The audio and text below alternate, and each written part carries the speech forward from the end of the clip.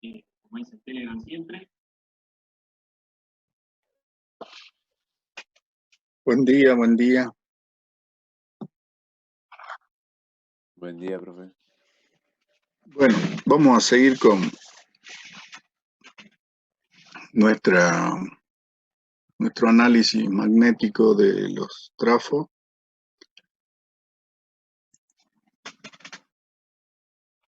Ayer habíamos llegado a ver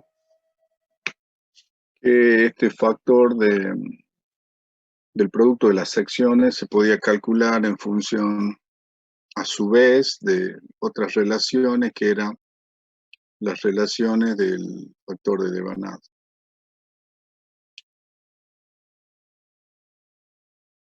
Entonces,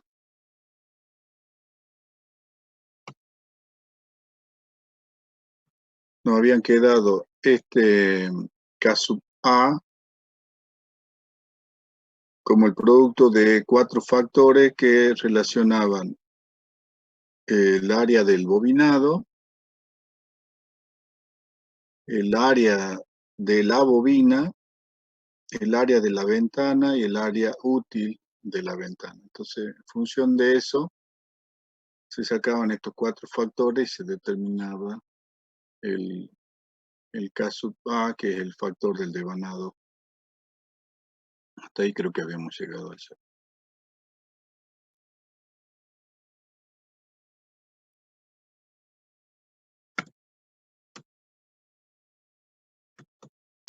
Bien, vamos a ver si avanza esto. Ahí. Bueno, acá tenemos un gráfico de lo que vendría a ser la ventana con el bobinado. Si acá tengo unas 8 espiras que están bobinadas sobre ese espacio, entonces lo que hacen es plantear una ubicación de las bobinas espacialmente dentro de la ventanita del trafo para analizar de qué manera quedaría el factor del devanado en función de las dimensiones. Entonces fíjense en que ponen 4 espiras en la parte de abajo y otras 4 en la parte de arriba. Por supuesto, cada espira tiene una determinada sección y al estar apoyadas de centro a centro dibujan un triangulito. Donde ese triangulito tiene como lados 2A, que el A vendría a ser la mitad prácticamente del diámetro, ¿no es cierto? Que vendría a ser el espacio que queda entre la pared de la ventana y el extremo de la lámpara.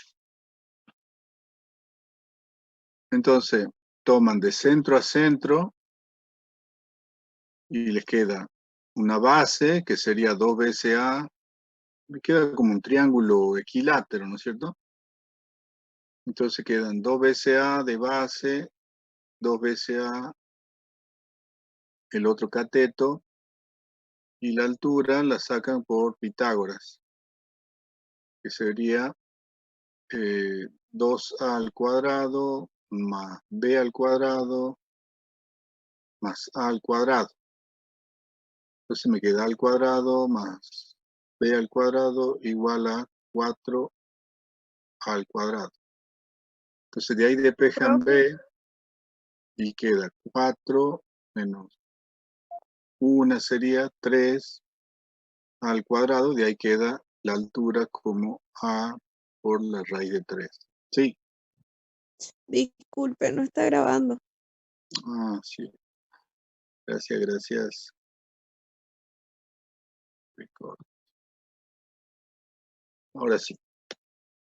Bueno, les decía entonces que en función de las espiras que se van arrollando para obtener el devanado, la forma en que se ubican espacialmente dentro de la ventana nos permite hacer un pequeño gráfico donde se traza un triangulito de centro a centro de las espiras para obtener las dimensiones de distancia sería entre una espira y la otra. Entonces queda un triangulito equilátero de base 2A y la altura queda la raíz de 3 por A. Bueno, como la superficie de un círculo es pi por radio al cuadrado, entonces de ahí nos quedaría la superficie total cubierta por las espiras sería n veces pi por radio al cuadrado. O sea que de ahí sacan la superficie total de las espiras, que vendría a ser la superficie del bobinado. Bueno, la altura de la ventana, que vendría a ser esto que está acá, la sacan en función de la altura y un radio para arriba y un radio para abajo. O sea que queda B más 2 veces H. Y con eso sacan la altura. El ancho de la ventana, el W que aparece aquí abajo, va a ser también,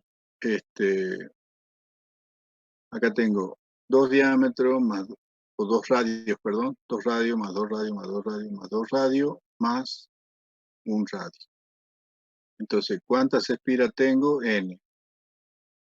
2 por A, que vendría a ser el diámetro de la espira, sobre M, donde M viene a representar las capas, o sea, cuántas capas yo bobino alrededor del núcleo, cuántas capas de bobina, o de espiras, mejor dicho, hago. Bueno, M va a ser el número de capas. Entonces, el número de capas por la altura me va a dar toda la superficie de la...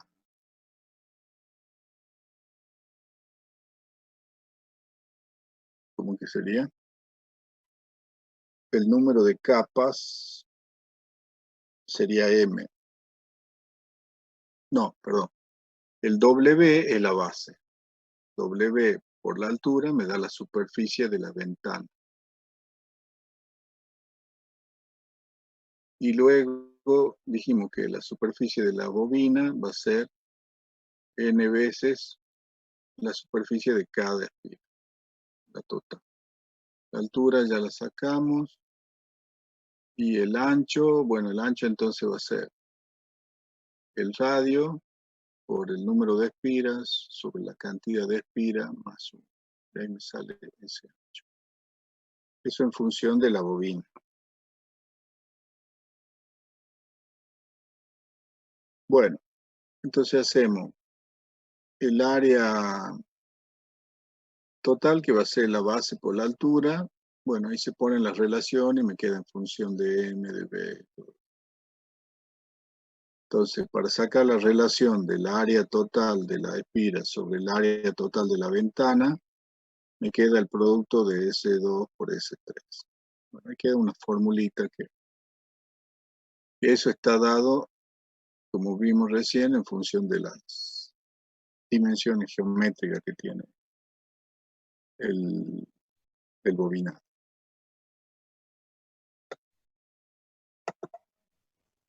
Bueno, con todo eso,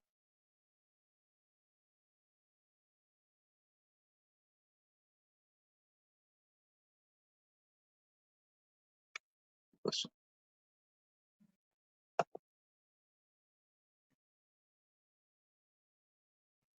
ahí. Bueno, con todo eso sacamos entonces el otro factor que es el SE1, que es la relación entre la superficie ocupada por el cobre y la superficie total del cobre más la aislación. Que son de nuevo las dos formulitas que sacamos. Bueno, y el S4, que es el factor de aislación, depende del tipo de devanado y del número de los devanados del transformador. En general, ese factor varía entre 0,2 y 0,7, que depende del diámetro del alambre que se está utilizando, del núcleo y de todos los espacios que hay ahí. En este caso lo toman directamente igual a 0,4 y con eso hacen los cálculos. Bien, una vez que nosotros tenemos ya hecho nuestro bobinado en función de todos estos factores que se han definido, después se analizan algunas características que tiene en cuanto a su funcionamiento el transformador. Y una de ellas es lo que se conoce como la inductancia de dispersión, que viene a ser todo el flujo magnético que se genera en el bobinado, digamos que en un porcentaje muy alto queda encerrado por el núcleo. Pero también hay parte de ese flujo magnético que no se concentra dentro del núcleo, sino que queda, podríamos decir así, en el aire. Entonces, eso es lo que se le llama el flujo disperso. Hablando técnicamente, diríamos que el núcleo logra concatenar el flujo que se produce en el bobinado, pero no totalmente, sino que parte de ese flujo magnético queda disperso en el aire. Ahora, ese flujo magnético que queda disperso en el aire significa una pérdida, porque al no quedar encerrado dentro del núcleo, quedando disperso, si bien ejerce algún efecto sobre el bobinado del secundario, no se lo puede aprovechar al 100%. Entonces, esa pérdida y ese componente disperso que queda dentro del transformador es lo que se le conoce como la inductancia de dispersión. Bueno, para analizar eso,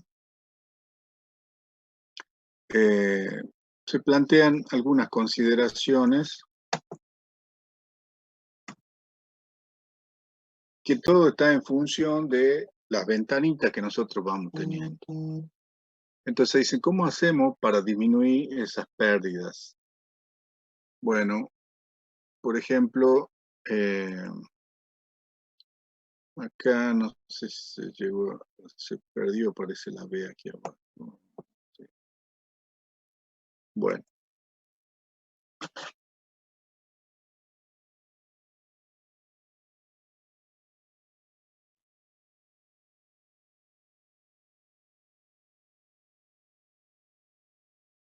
Entonces, una de las cosas es aumentar el ancho del devanado. Queda sin luz. Y la que se me borró, ¿cuál es la que se me borró?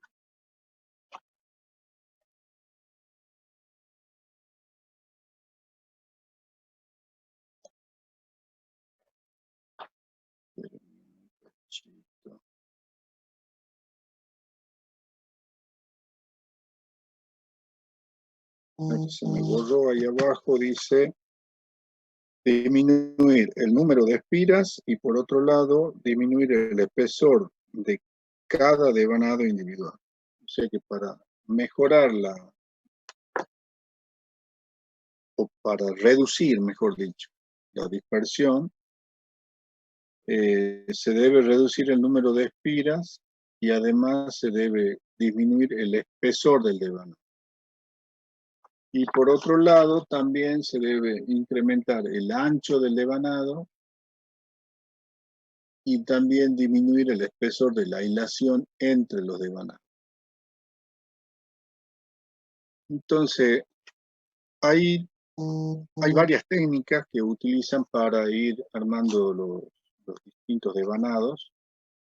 Y, por ejemplo, una de las formas que utilizan es, en lugar de hacer dos devanados distintos, o sea, se bobina el primario por un lado y después bobinar el secundario por otro lado, lo que hacen es agarrar los dos cables juntos e ir haciendo los bobinados primario y secundario a la par. Es decir, en un mismo arrollamiento van poniendo los dos cablecitos juntos, los dos alambres juntos, el primario y el secundario, y lo van enrollando juntos a la par. Esa es una de las maneras de mejorar el tema de las pérdidas por flujo disperso. Pero bueno, se complica un poquito más, pero son técnicas que las usan para reducir ese tipo de pérdidas.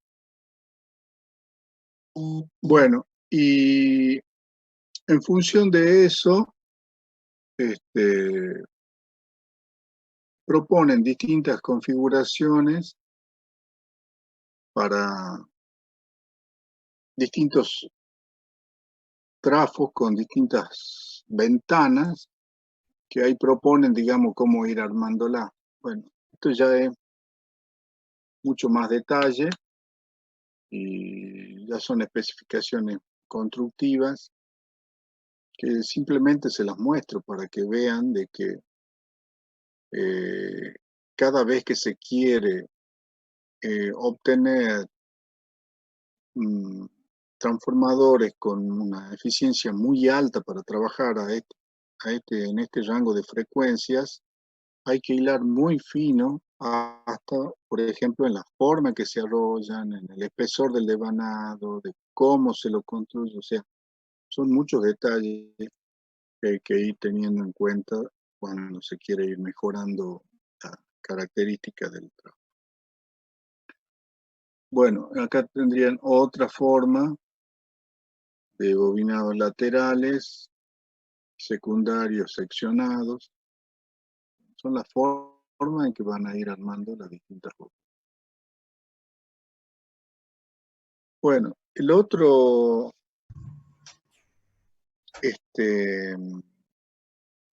problema que podría llegar a aparecer también, que le hemos mencionado al principio, es el tema de la capacidad distribuida. O sea, cuando yo tengo los dos alambritos que están separados por la resina aislante, en una situación normal de baja frecuencia, para nosotros no nos resulta significativo. Pero a estos valores de frecuencia, ya el hecho de tener dos alambres, uno a la par del otro, separados por un aislante, ya significa la presencia de capacidad. Entonces, vamos a tener lo que le llaman la capacidad distribuida, que son parámetros concentrados. Si bien lo tomamos nosotros, digamos, como un valor total de capacidades, pero en realidad lo que se tiene realmente son pequeñas capacidades que van entre alambre y alambre, un capacitorcito, entre alambre y alambre, un capacitorcito, y así la sumatoria de todas esas microcapacidades van a dar origen a un valor de capacidad distribuida total, que es lo que en el primer circuito que mostramos como modelo del transformador le llamaba parámetro concentrado del valor de la capacidad distribuida. Bueno, eso en frecuencias altas ya significa un problema, porque va a aparecer un valor de reactancia que siempre va a generar o efectos de filtrado o efectos de ruido, todos los fenómenos que se manifiestan cada vez que aparece un valor de capacidad en el circuito. Entonces, bueno, se propone un modelo también para determinar cuál va a ser el valor de esa capacidad, y eso está en función de, bueno, de la corriente de magnetización. Aquí aparece C sub C, que viene a ser la capacidad distribuida en función de, es un efecto parásito, ¿no es cierto?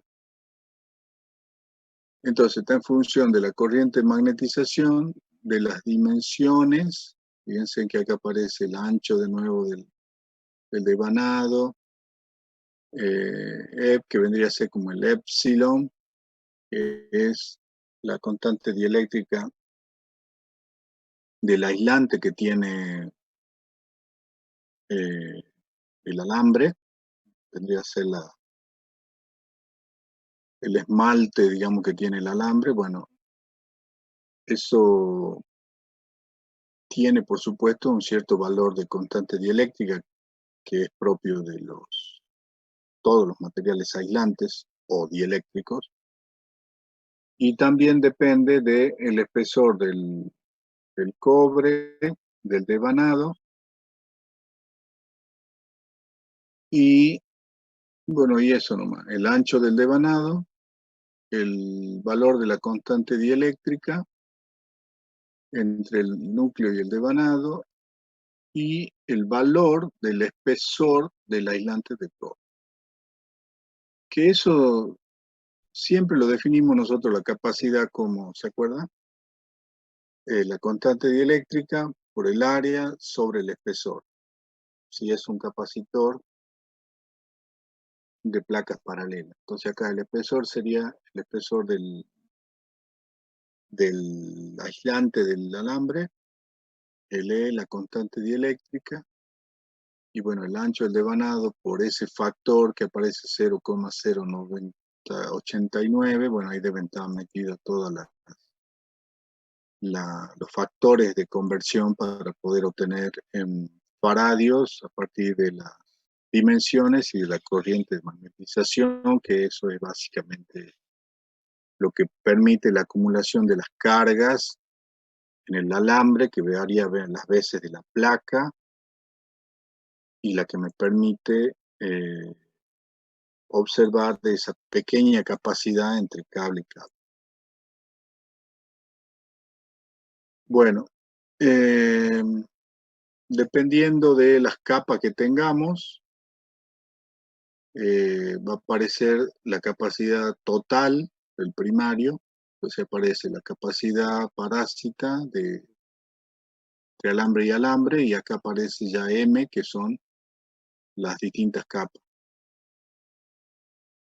Y con eso calculan la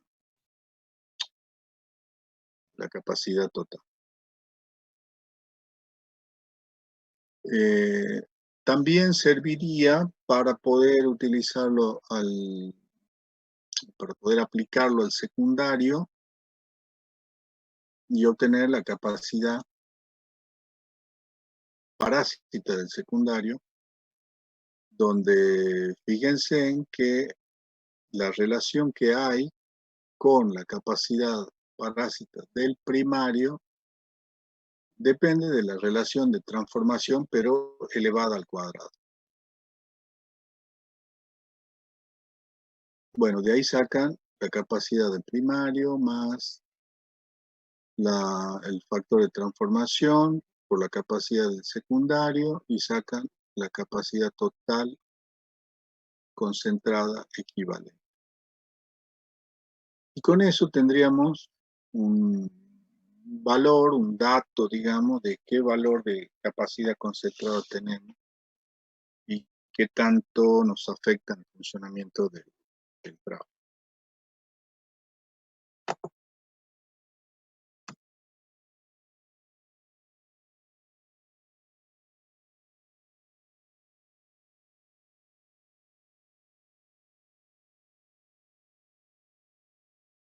Bueno, Bueno, ya hacen algunas recomendaciones para reducir el valor de la capacidad. Y ahora fíjense en que cuando yo quiero eliminar las capacidades dispersas, tengo que realizar una operación o una mejora, digamos, en la forma en que yo hago el devanado. Pero también esas técnicas para mejorar o para reducir las inductancias dispersas también influyen en las capacidades dispersas.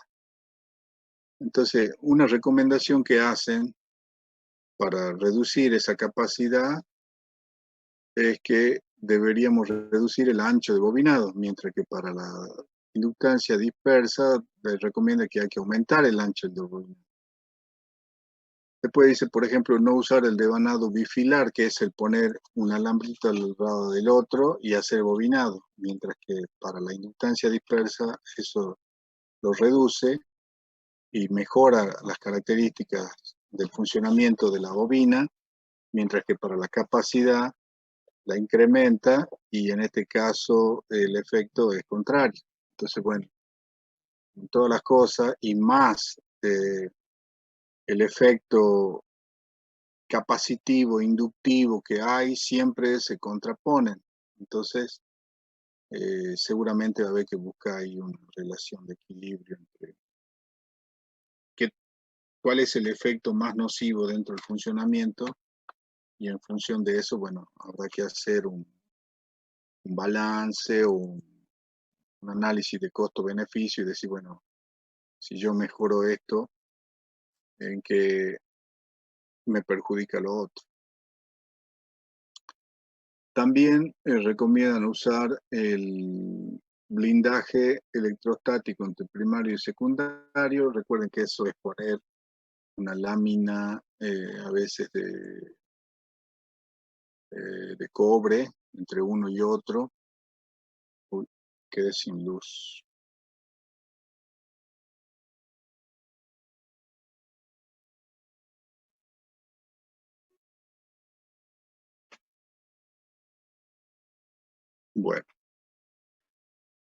Bueno, por otro lado, también en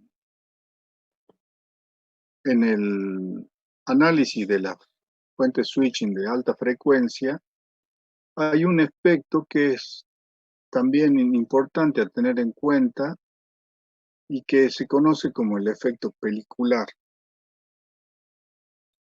Eso tal vez lo deben haber estudiado, lo deben haber analizado en algún otro momento, y que tiene que ver con la distribución de los electrones dentro de un conductor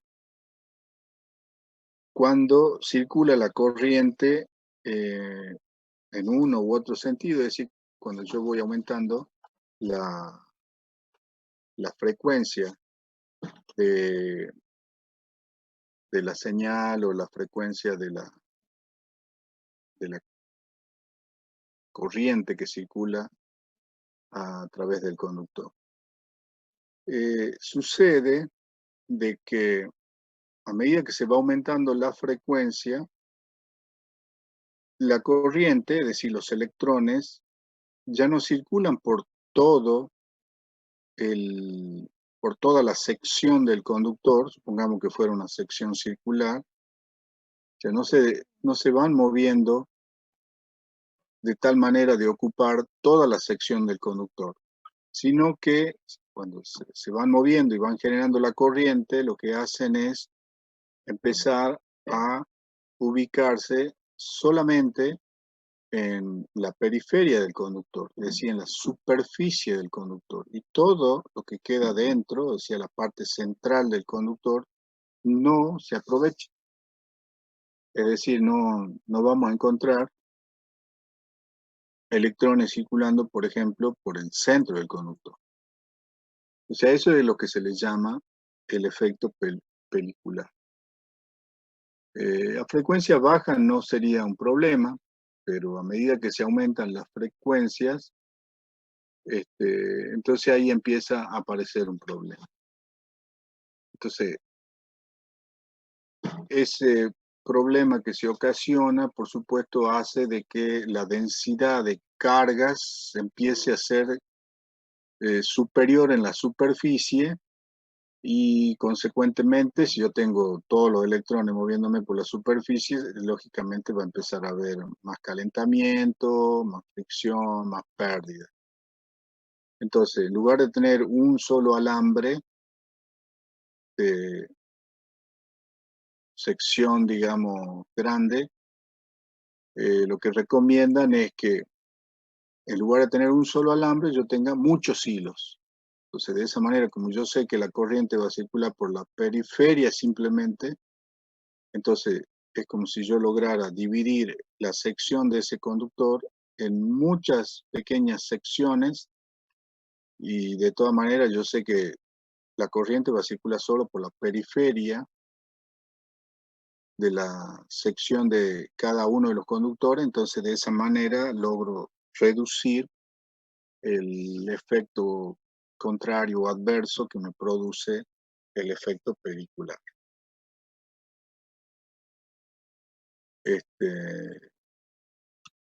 Del punto de vista práctico, ¿en qué se traduce eso? En tener más hilos.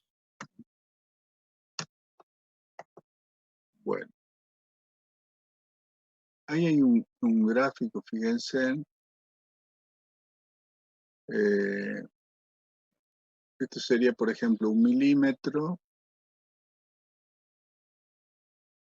Y acá en el abscissa tengo los valores de frecuencia que van hasta, ya no veo nada, parece que veo hasta 10.000, parece, ¿no? Bueno, entonces fíjense en que cómo se va reduciendo, o por lo menos eso es lo que recomienda, de cómo uno debería ir reduciendo el diámetro a medida que voy incrementando en la frecuencia. Entonces, en lugar de tener un alambre de un diámetro de 1 milímetro, conviene ir descomponiéndolo en varios alambritos para lograr reducir el efecto pelicular. Y bueno, con la combinación de todas esas acciones, cómo debo ir incrementando el ancho del devanado, el número de capas, el espacio, la cantidad de hilos que voy a tener por cada devanado, los distintos tipos de transformadores, de qué manera voy a mejorar o va a aumentar un poquito la eficiencia del pequeño transformadorcito que estamos utilizándolo, principalmente debido a que estamos trabajando con frecuencias altas, o sea, siempre superiores a los 20 kHz ya empiezan a aparecer sus problemas. Hay fuentes que trabajan a 100 kHz y hay otras que trabajan hasta 500 kHz. Por ahí capaz que pueden encontrar fuentes de mega. Entonces ahí todos los detalles ya constructivos y de fabricación, de decir tecnológicamente cómo se van armando los bobinados, influyen. Bueno, cuando uno quiere lograr optimizar el funcionamiento, ya tiene que empezar a ver todos esos pequeños detalles que aparecen en el funcionamiento. Bueno, con esto terminaríamos de ver lo que tiene que ver con el núcleo, con las cuestiones constructivas del núcleo, de las bobinas. Ahora vamos a empezar a ver cuánto nos queda mucho tiempo. Bueno, nos quedaría de empezar a mirotear un poquito ahora los distintos integrados que tenemos para lograr hacer la modulación del ancho de pulso. Nosotros hasta ahora habíamos puesto que con un par de operacionales, mirando la tensión de salida, comparando con la tensión de referencia y generando una rampa, podíamos lograr obtener una señal que vaya modulando el ancho de pulso y de esa manera controlar la tensión de salida de la switching. Pero por supuesto eso en la práctica ya no se hace, o sea, nadie se pone a usar un par de operacionales y generar un oscilador, sino que directamente tenemos integraditos que son efectivamente para fuentes switching. Son driver, son generadores, son controladores, mejor dicho, controladores de PWM, de modulación de ancho de pulso, para lograr el efecto que nosotros queremos de actuar sobre el transistores, sea un MOSFET, sea un bipolar y hasta inclusive un IGBT. Bueno, y eso vamos a ir viendo por lo menos al principio un par de integrados para ver inclusive si lo podemos simular ahí en algún, no sé qué manejan ustedes, Proteus, Multisim, alguno de esos. Bueno, seguimos mañana ya con otro temita.